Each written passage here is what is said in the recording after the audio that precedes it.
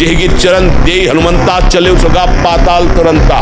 महान बलशाली अतुलित बलधामम, भीम शैला भदे हम, महान शक्तिशाली हनुमान जी।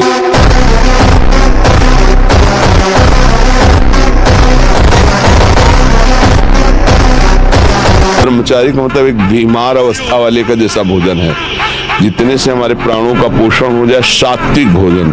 अब होटलों का भोजन खावे, खूब मिठाइयाँ खावे, सोचे ब्रह्मचारी रह जाए तो असंभव है।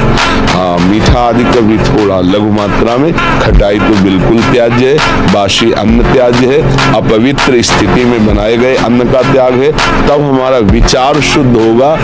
तब सच्चा ब्रह्मचर्य है हर इंद्रिय का। वाणी का ब्रह्मचर्य व्यर्थ का बकवास नहीं, भगवत चिंतन हितकर मधुकर वाणी।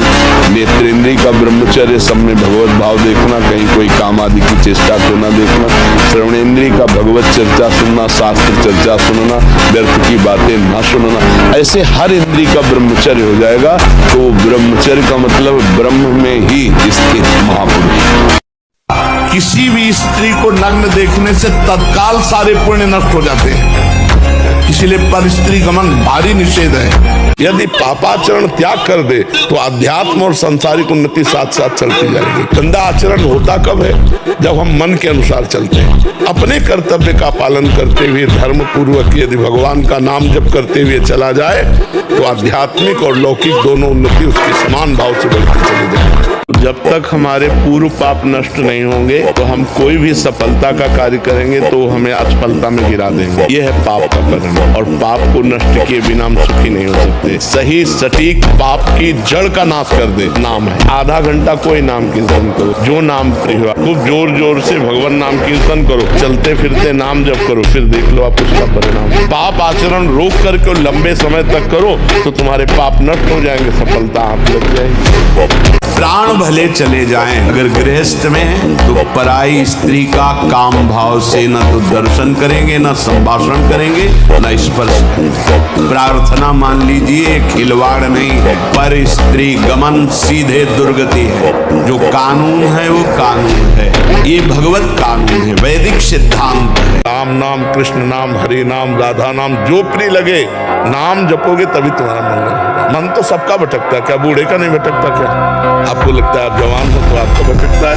आप 90 साल के बूढ़े व्यक्ति से पूछ लो, क्या मन उसका समाधिस्थ है? क्या अगर अभ्यास भजन में नहीं किया तो भोगों में ही तो जाएगा, और भोगों में जिसका मन गया वो चंचल ही तो है। कामना करो तो सत्य चीज की करो कि मुझे भगवान की प्राप्ति हो जाए, मैं सबको सुख पहुंचाऊं, मेरे द्वारा कोई पाप ना हो, मैं किसी की हिंसा ना करूं, किसी को दुख न पहुंचाऊं। ये बातें सोचो ना, क्योंकि जितना तुम किसी का मकान देख रहे हो उसके बाद जब तुम अपना मकान तैयार करोगे तो ऐसा मकान भगवान तुम्हें दिखा देंगे जो तुम्हारा मकान कुछ है ही नहीं उसके आगे। फिर क्या करोगे? फिर और बनाओ, बनाते बनाते मर जाओगे, कुछ होगा नहीं। इसने किसी को विश्वास दिलाया और विश्वासघात कर दिया, उसको नरक की प्राप्ति होगी। विश्वासघाती महापापी माना जाता है, कभी विश्वासघात न करे। कोई शरण में आ जाए या किसी को वचन दे दे या किसी को विश्वास दे दे, फिर विश्वासघात करे, उसको नरक की प्राप्ति। केवल तुम नाम जप करो, देह की चिंता, रुपए की चिंता, सुख की चिंता तुम छोड़ो। मेरे प्रभु इसका ठेका लेते हैं, केवल तुम नाम जप करके देखो।